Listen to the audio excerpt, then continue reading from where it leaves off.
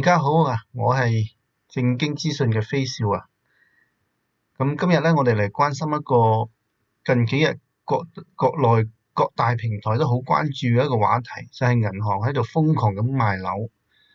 啊。依家我哋整理咗一啲部分嘅報章嘅報導同埋一啲數據咧，嚟傾一傾究竟發生咩事嘅。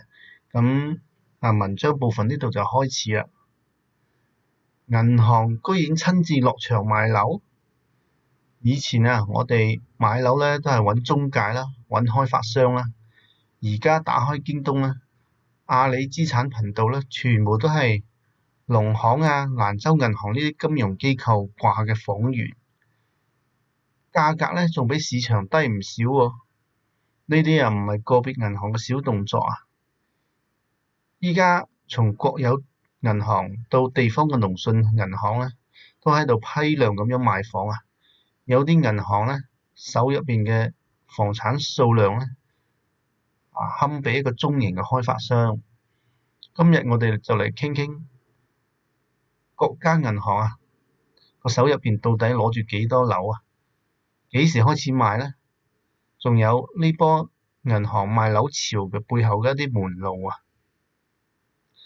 先能同大家分享一啲數據啊！睇睇各間銀行嘅賣房嘅家底下，咁其中咧最勁嘅唔係國有大銀行喎，而係地方嘅農信銀行啊！呢啲簡直就係房源庫級別嘅。四川農信喺2024年11月份以嚟咧，掛牌出售嘅房產標的咧，直接咧係突破咗2.4萬套，係2.4萬個啊！大家冇聽錯。標的咧並唔係話每一個標的為一套嘅，呢個數字咧係有幾誇張咧？要知道咧，好多小型嘅開發商一年嘅銷售量咧都達唔到呢個數，而緊隨其後咧係遼寧農信累計掛牌咧已經11,369個標的啦，而廣東農信咧亦不甘示弱喺2024年8月至今咧，都掛咗1.2萬個標的嘅。貴州農信亦都有9,539個標的，部分房源起拍價先8萬蚊，相當於咧就白菜價。城商行即係城市嘅銀行啦，呢邊咧都冇喺嗰度即係齋睇嘅。咁吉林銀行喺嘅標的咧就有2,099個，天津銀行咧有1,227個，中原銀行咧有521個，溫州銀行係412個，都係一啲實打實嘅批量銷售。蘭州銀行更加係發力明顯2024年只係掛咗1,130個啫。依家即係今年直接衝到咧1,779個，一年咧增長57%嘅。最近咧仲喺京東嘅平台咧集中掛咗200處嘅房產之前已經累計咧係上線咗700個噶啦，都係一啲好大批量嘅數據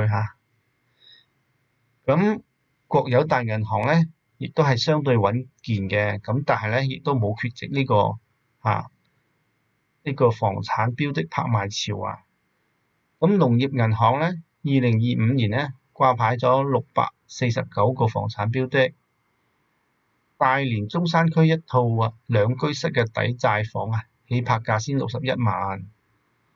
建設銀行、交通銀行都有喺阿里同埋京東嘅平台批量掛牌，主要咧係住宅同埋辦公用樓產權咧好清晰嘅。呢度要講下呢啲數字咧，大多都係標的數，唔係精確嘅套數，因為有啲標的咧係打包出售㗎。譬如蘭州農商行咧，近期咧掛緊個標的咧，裡面咧就包含咗471套商業用屋起拍價咧5.5個億人民幣，實際房產套數咧比我哋見到嘅數字咧仲要多得多。之至於開賣時間啊，其實銀行處理抵債房咧一直都係有嘅，但係大規模集中掛牌咧係從2024年下半年開始嘅。廣東農信咧從2024年8月啟動批量掛牌以嚟咧，咁四川農信同埋遼寧農信啊都喺當年嘅11月咧係跟進嘅。到咗2025年咧，呢股勢頭咧直接爆發啦，亦即係近期各大媒體自媒體平台都開始即係批量咁爆發，開始講呢件事啦。即係尤其喺今年10月份以嚟咧，蘭州農商行咧同埋中國銀行咧都喺度集中掛牌。甚至有銀行開始拍賣呢個房產租賃權啊，可見呢個處置力度咧係一直喺度加大嘅。咁好多人好奇銀行放貸老本行唔做咧，點解一定要做房東賣樓咧？核心原因就一個不良嘅貸款咧，實在係太多啦，只能靠咧賣屋回血啊。咁呢2年咧，樓市嘅行情非常之唔好。2025年1月到9月全國新房銷售面積咧同比又下降咗5.5%，銷售額咧降幅咧仲喺度擴大。市場低迷之下，唔理個人定係企業咧，還唔上貸款嘅都係越嚟越多。喺呢啲還唔上錢嘅貸款入邊一部分係個人嘅房貸斷供啦，另外一部分咧係企業或者個人嘅經營貸。後面因為借款嘅規模大咧，抵押嘅房產套數亦都多，對於銀行影響嘅就更加明顯啦。譬如蘭州農商行之前就俾一間房地產公司放咗4.6億元嘅貸款結果對方咧就還唔上啦，法院就將佢名下嘅250幾處房產同埋10幾套商鋪咧就判咗俾銀行抵債。呢啲房產依家都喺平台上面賣緊啦。以前銀行處理呢啲不良資產要麼就打包賣俾資產管理公司，咁咧就必須要大幅咁樣折價啦，蝕得好犀利。要麼咧就行司法拍賣路線，但係依家司法拍賣市場咧亦都係涼涼。2025年6月咧，全國掛咗3.2萬套發拍房但咧只係成交咗3215套，成交率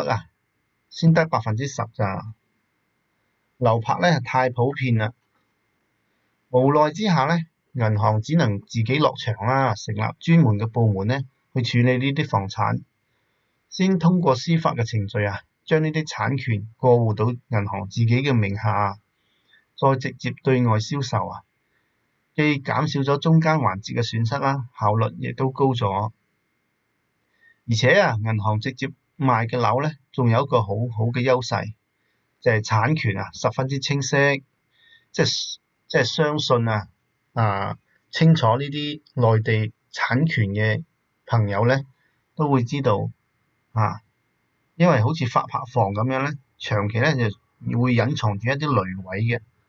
可能會藏住一啲長期嘅租約啦、產權糾紛啦，或者原來嘅住戶咧唔肯搬走呢啲問題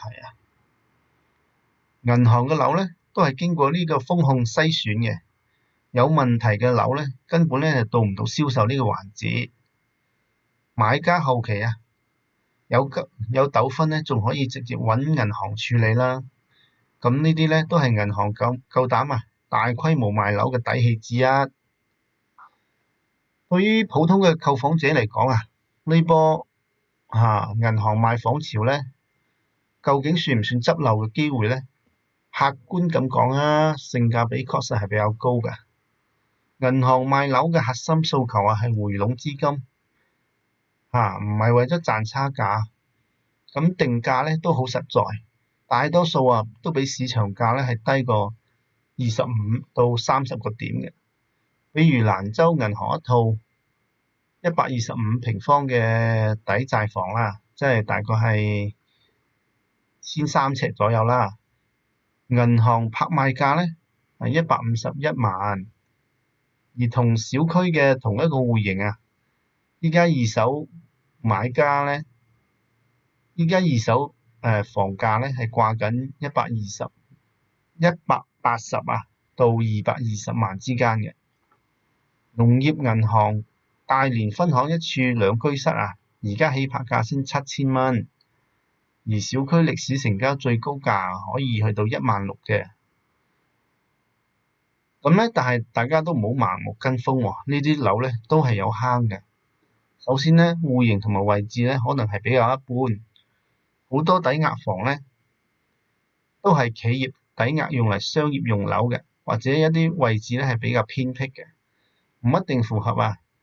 剛需買家嘅需求。其次係付款嘅要求高啊，好多係要求一次性俾錢㗎，唔可以好似普通咁二手樓咁樣正常抵押，即係正常咁樣按揭啦，俾個首付20-30萬咁供30年嗰種就唔可以啦。資金壓力咧係唔細嘅，仲有啲屋可能係要補物業費啦、維修費啦，同埋好多隱藏嘅成本嘅。所以想執漏嘅話咧，大家一定要先實地去睇下樓，同埋查一查產權物業各種費用嘅，唔好咧淨係睇住價錢低咧就落手啦。最後咧再總結一下，呢波銀行賣房潮咧，本質咧係樓市調整期嘅必然結果。樓市低迷咧，導致貸款違約咧增加，銀行處理不良資產積壓只可以通過直接賣樓咧係回籠資金嘅。從呢個趨勢上面嚟講咧，只要樓市咧仲未回暖咧，銀行賣樓嘅節奏咧大概率係唔會停嘅。後續咧仲可能會有更加多嘅銀行加入，房源咧亦都會越嚟越多。對於銀行嚟講賣樓係無奈但係必要嘅選擇畢竟手入邊壓住大量嘅房產咧，係會佔用資源嘅，而且又增加呢個運用嘅成本，增加呢個運營嘅成本，仲有可能因為呢個房價嘅波動咧，導致呢個資產嘅貶值對於市場嚟講呢啲低價嘅房源咧，亦都可能會進一步拉低局部區域嘅房價，俾二手市場咧係帶嚟壓力嘅。咁對於購房者嚟講雖然係有執漏嘅機會，但係咧一定要睇住自己嘅荷包，理性決策其實銀行嘅大規模賣樓咧，唔單止咧係行業自身嘅調整咧，更加折射出行業從國家經濟支柱到民生基石嘅重大轉變。呢個背後正係國家兌現共同富裕承諾嘅關鍵佈局早年城鎮化快速推進嗰陣房地產呢就係國家嘅經濟支柱啦，靠高周轉模式咧拉動咗上下游幾十個行業嘅增長，仲幫地方財政增加好多收入。但隨之而嚟嘅係房地產價錢嘅飆升剛需買房嘅人呢，年輕人呢，俾房貸咧壓到唞唔到氣貧富差距咧，亦都係因為房產拉開咗距離啦。咁同呢個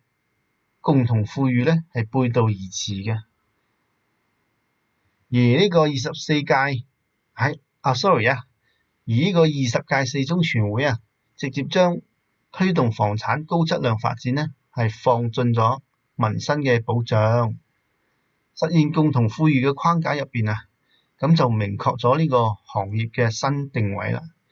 而家唔再追求房地產嘅規模擴張，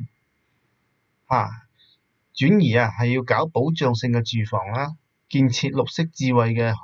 好房子啦，推動老舊小區啦呢啲改造嘅，為嘅係可以等唔同收入嘅人呢都可以住上好房子就好似社科院嘅專家講房地產咧已經從城鎮化引擎咧變成咗民生嘅基石啦，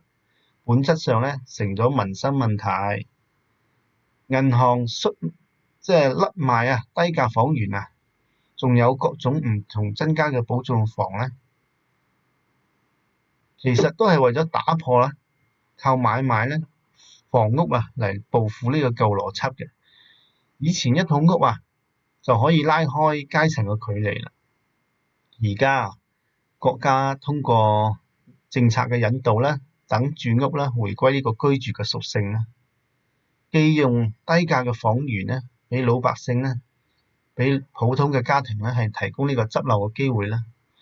又可以靠保障體系托底困難嘅群體，呢個正係縮小住房領域嘅貧富差距嘅一個重大一個舉措啊！咁講到底咧，房地產呢波轉型咧，仲係銀行賣房嘅配套動作啊，都係國家兌現共同承諾嘅一個具體嘅體現啊！唔再俾房地產嘅當經濟增長嘅獨角戲咧，而係等佢成為一個服務全民安居嘅民生配角啊！咁樣先可以等大家咧，唔理收入嘅高低咧，都可以住上房屋㗎。喺房屋上面有一個獲得感，呢個就係共同富裕嘅樣子啦。咁後續點樣發展呢？我哋仲可以持續關注呢個話題。如果大家想了解具體某啲銀行嘅房源信息呢，或者想知道點樣查呢啲房源呢，都可以喺評論區留言呢。我哋下一期再繼續分享啦。拜拜。